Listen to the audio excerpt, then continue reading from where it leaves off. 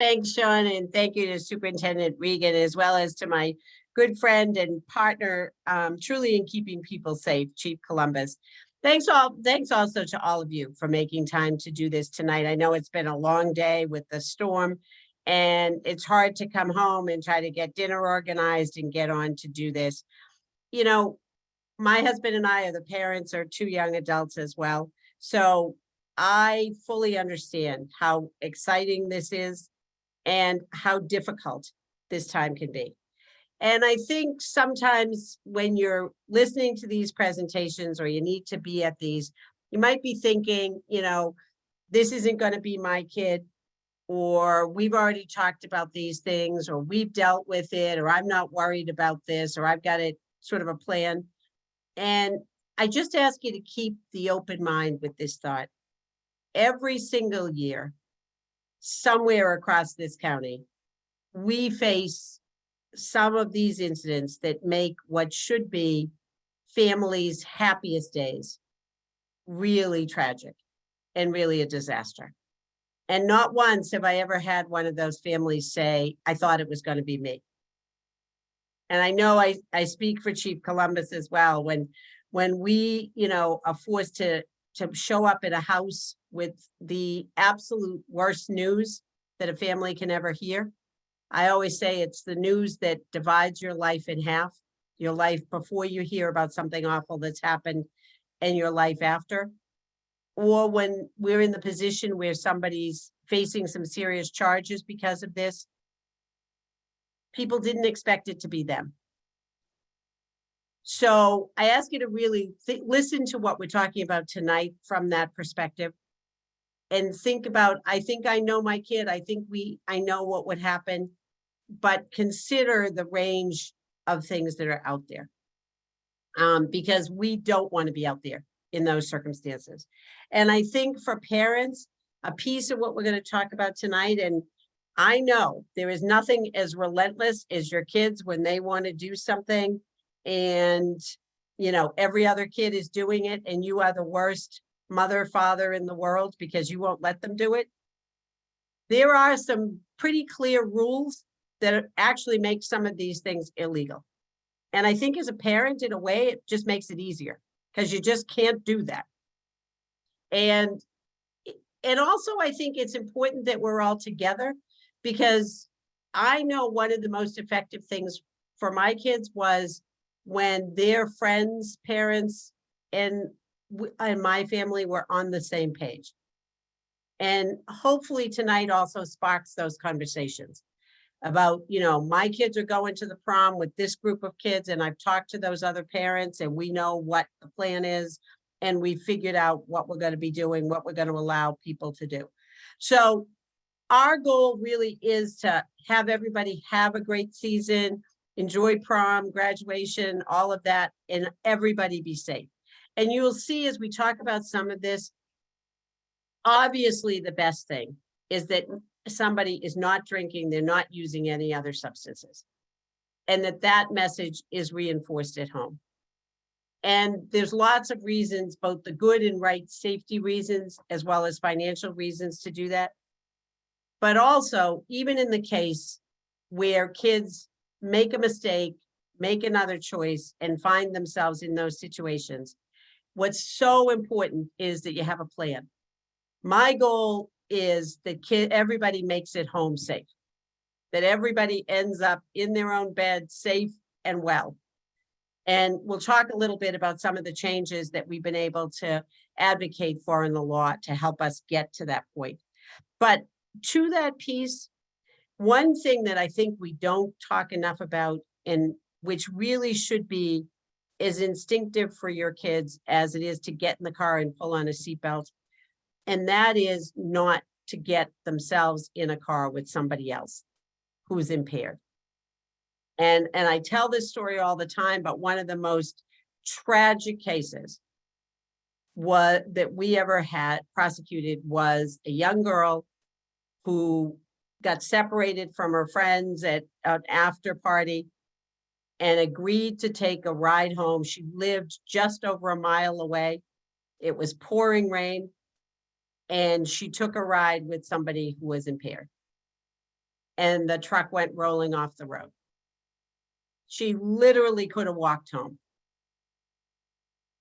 And she didn't survive that crash. She didn't know the people as well. She, did a quick assessment and decided they were okay to get in the car with. And that is something that I think we don't focus enough on, and we don't drive home that message. It doesn't matter how far you're going. And you can't always tell. The person who can walk and talk is not necessarily the person who should be driving a car. So the plan for how you're going to get home should be made long before. And if something changes in that plan, you've got to have a plan for how your kids are going to get themselves out of that situation. Maybe you think they're getting a ride from whoever, or for kids, you think you've got a plan with somebody, you think that you can trust them, and then things have kind of gone sideways and they're in a bad way. And sometimes kids, it's late, they're further away. Maybe they are someplace they're not exactly supposed to be, and they don't want to call for a ride from that place. But those are the conversations you should be having right now. And the goal, kids may need to be held accountable at some point for having been someplace they weren't supposed to be, or being with people they weren't supposed to be with. But the goal that night has to be to go get them and get them home safe. And, we've had kids tell us, why did you get in the car? Well, I didn't want to call my parents. I was afraid they'd be mad. And now is a perfect time to have those conversations.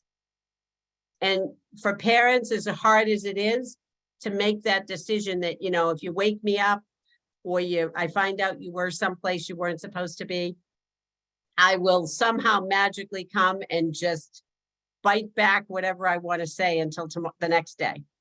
I'll get you home safe tonight, and then we'll deal with what happened. And I really think that we have no idea the number of kids who find themselves in those positions and take risks that they shouldn't be taking. So I just want to start by putting that piece out there. I want to also start talking about the first piece, which is we were having a conversation with Principal O'Leary in the beginning about what are we seeing now? There used to always be, we would see kids and it would just be alcohol. I would say right now, the vast majority of kids that we're seeing in situations, it is several substances. It is alcohol and marijuana in a lot of cases, alcohol and other prescription or illicit drugs. It is very rarely just alcohol. So I think that's something for people to be aware of, and that combination is bad. And there's also been that whole confusion, which continues to persist, about somehow that marijuana is legal now. And if we can just go to that marijuana slide where we catch ourselves up here.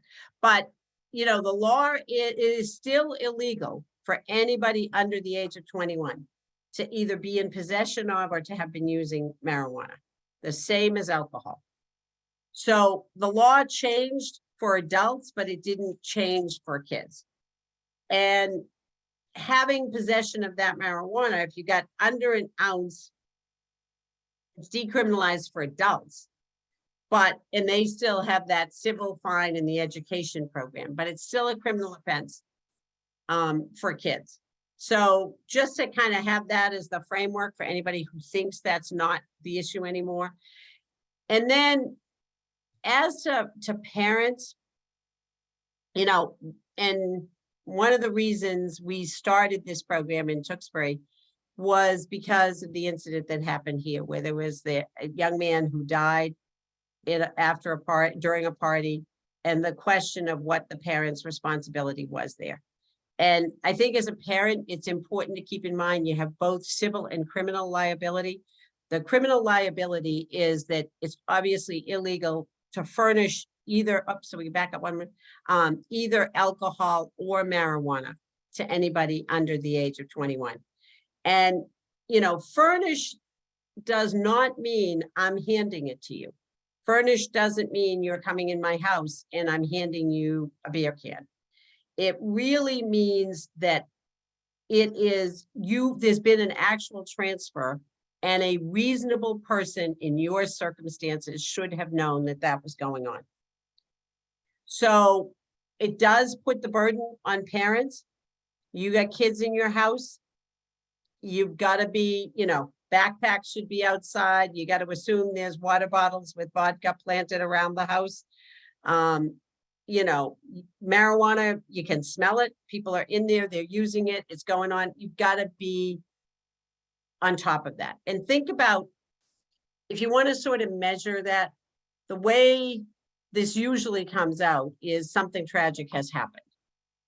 And a child's been hurt, or a child hasn't survived an incident, and you've got some kind of either criminal prosecution or a civil case going. And the sympathy is not going to be on the side of the parent who was hosting that event. And you don't have to be over 21 to be charged with that. So you have a 17-year-old kid, you're out, your 17-year-old has a group of people in the house, and there's alcohol accessible in the house. You've got a freezer, a refrigerator in the basement that's got alcohol in it, an unlocked liquor cabinet or whatever.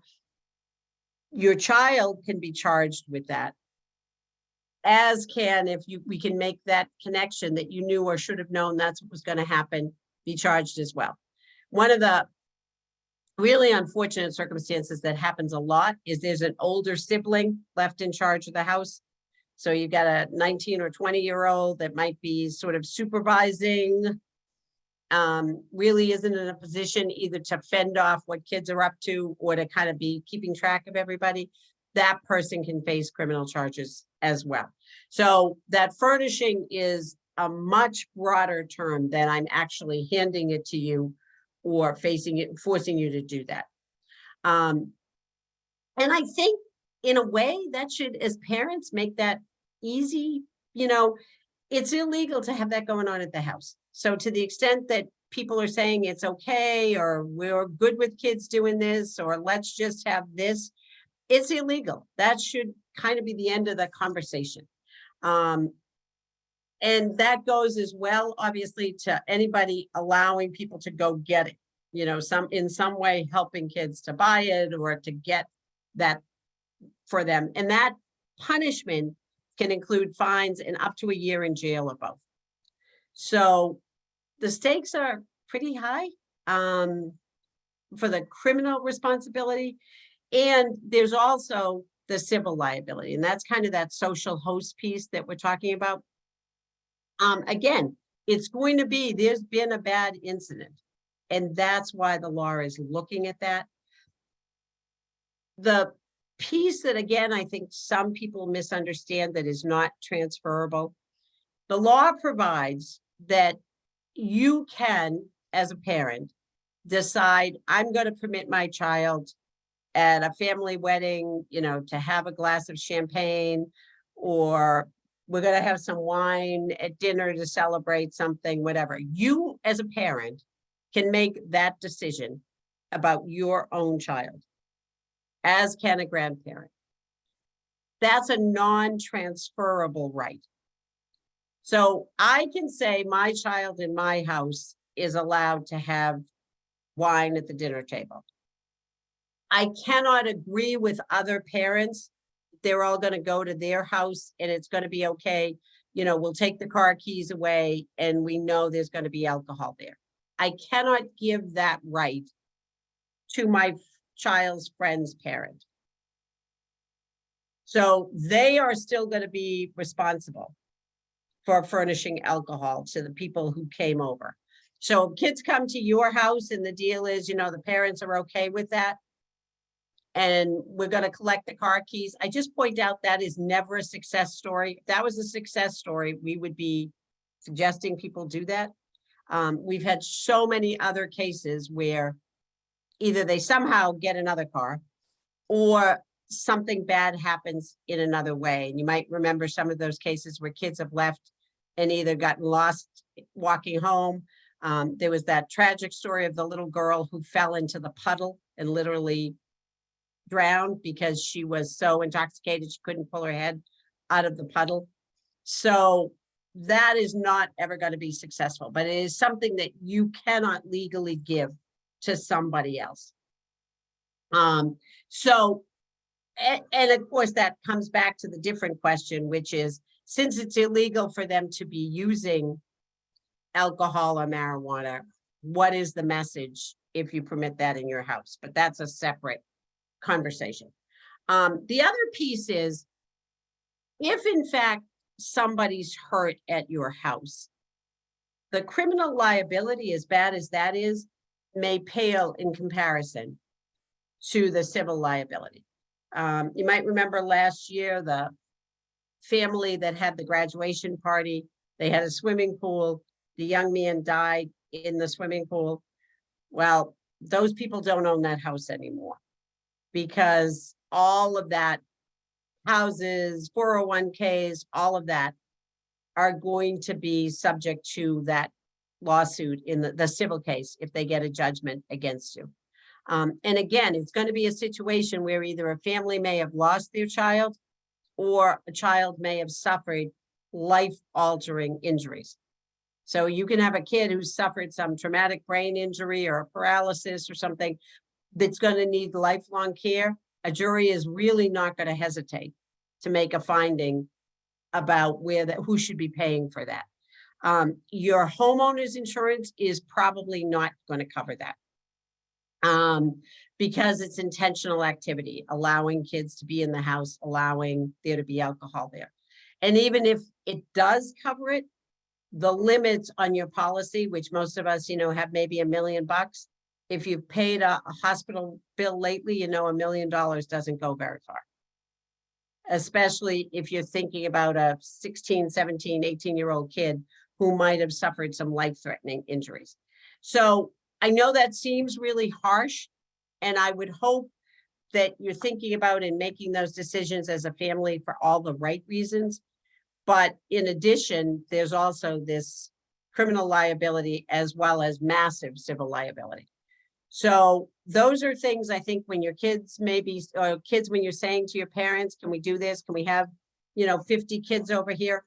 And can we just have a party and everybody will give up their keys? That's not likely to be really successful.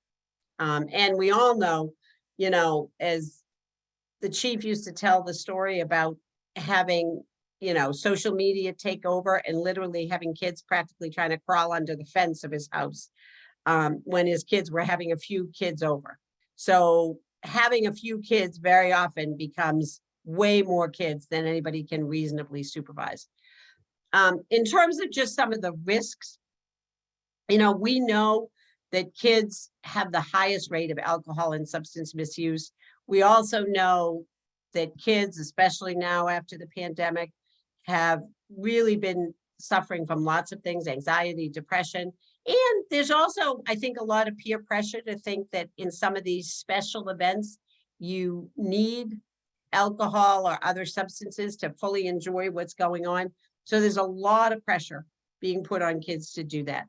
And it's not just all of these things, the impaired judgment, the operating under the influence. We're seeing the cases of either physical assaults, sexual assaults, on both sides, whether somebody isn't able to consent and they become a victim to something, or somebody's not really exercising very good judgment and become an offender in those cases. And this is, I think, a pretty staggering number. Every year in the United States, kids between the ages of 18 and 24, there are 97,000 kids who report being involved in an alcohol-connected sexual assault or rape. That's an enormous number. And I can tell you, we have in Middlesex County just under 250,000 kids from kindergarten to 12th grade going to school every year. And we have a very, very substantial number of kids who either are victimized or become offenders in those circumstances. So again, it's just another good reason why alcohol is not contributing to any good outcome in these situations. And also, there's what we all know about, and what I think for many of us growing up became almost as predictable as prom season. The idea that kids would be involved in a crash. 1/3 of the kids who die as teenagers die in a car crash. That continues to be true. And despite the prevalence of limousines and Lyft and Uber and all of those other things. And this goes back to what I said earlier, and I think this is really scary. In that recent adolescent well-being high school study that came out just a few weeks ago, 1 in 5 kids, or 20% of kids, self-reported that they had ridden with somebody who was impaired. So think about that. That's the kids who were willing to admit it and who actually realized that the person they were driving with is impaired. So it's probably, the figure is probably higher than that. 20% is still a really scary number. And when you add in what is clearly another risk factor is the prevalence of using your phones and texting. Kids who text and drive when they are not impaired are twice as likely to either be a passenger or a driver in a car when somebody's impaired. It's just that perception that I drive better when I'm texting, I drive better when I'm a little impaired. It's that risky behavior that's so frightening. Now, I talked a little bit at the beginning about the fact that obviously we would prefer that kids not be using substances, certainly not be getting in cars when they're using substances. We recognize that kids do things that are unsafe. Their brain's not fully developed till they're 25. They make some bad judgments. We really want them to get home safely. So the other piece is really kids knowing what the signs are that either they or their friends are in a lot of trouble. And I've got a slide that talks about the signs of alcohol overdose. Kids, so often we see kids that maybe get home, they then go to bed, they're vomiting in their sleep, they don't survive that. Kids who are left on the street by their friends, they're having a seizure, they are somehow passing out and they're left someplace. We don't want anybody to not call for help for themselves or for their friends. So we were able to have a statute passed in Massachusetts a couple of years ago that we advocated for, Chapter 138, Section 34E, which says if you are under 21 and you seek help, either for yourself or your friends, because you believe them to be at risk, you will not be prosecuted for buying the alcohol or perhaps for having given the alcohol or having alcohol. And this arose and was sponsored for us by a legislator out of the Everett area, Malden area part of our county, where a group of kids were at a party. They were in a house, the parents weren't there. There was obviously a lot of drinking. There was a lot of noise. Somebody called the police. The police were pulling down the street. The kids did what kids always do. They scattered all over the place. They left most of them without their coats. It was a very cold night. One young woman who was wearing a silk tank top and some jeans was pretty impaired. She couldn't keep up with her friends, ended up passing out, just dropped to the ground and passed out. Her friends literally were afraid. Many of them were athletes. They didn't want to admit to anybody they'd been at that party. Some of them probably were worried about what their parents were going to say, and everybody left, leaving her out there.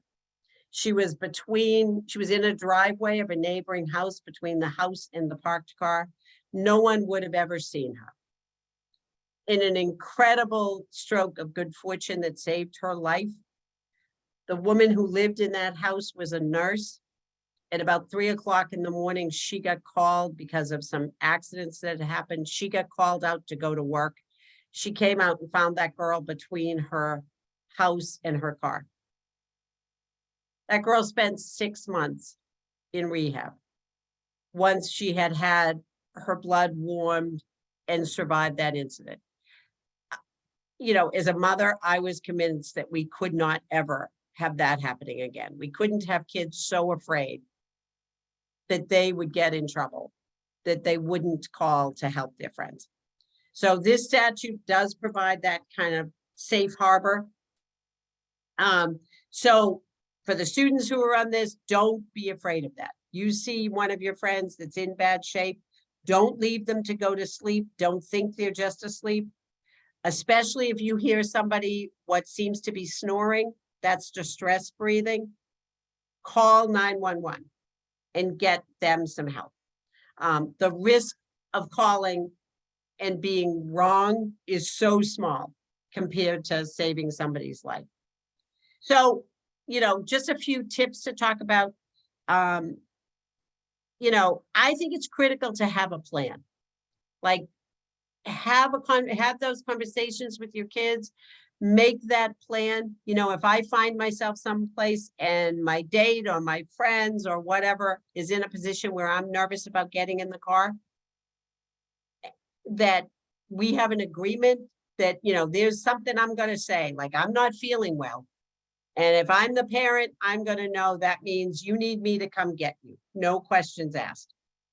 And we'll talk about it all tomorrow. But just be ready to go get that. You know, I think as parents, sometimes we talk so much that we underestimate the impact that we can have on our kids.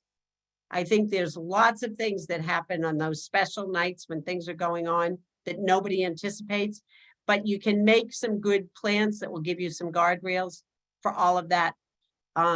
You know, set those rules about who can be in the house, who's going to be in the house, when kids are coming over. You know, if you're having people in the house, you've got to be ready to have your head on a swivel and be upstairs and downstairs, no matter how embarrassing that is. You can't have people out at the pool with buckets of, you know, that have soft drinks and then buckets of alcohol if somebody's not monitoring all that stuff. You know, the same thing, people don't need to be bringing their backpacks or their water bottles in the house, because I will guarantee you there's something that there shouldn't be in there. And if you've got bottled water, nobody needs to be bringing their water bottle, which there's a high probability that will have something else in there. You know, be firm about those rules. There's things that are illegal. Don't be doing them in the house.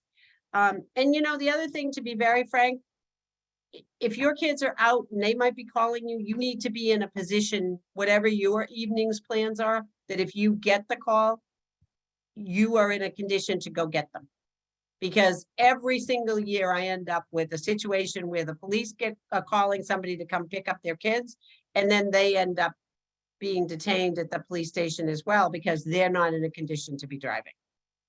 So that's part of the plan. You're going out for the evening, or you're having friends over, you know, who's going to be ready to do that. And again, just really talk about that issue of who you get in a car with.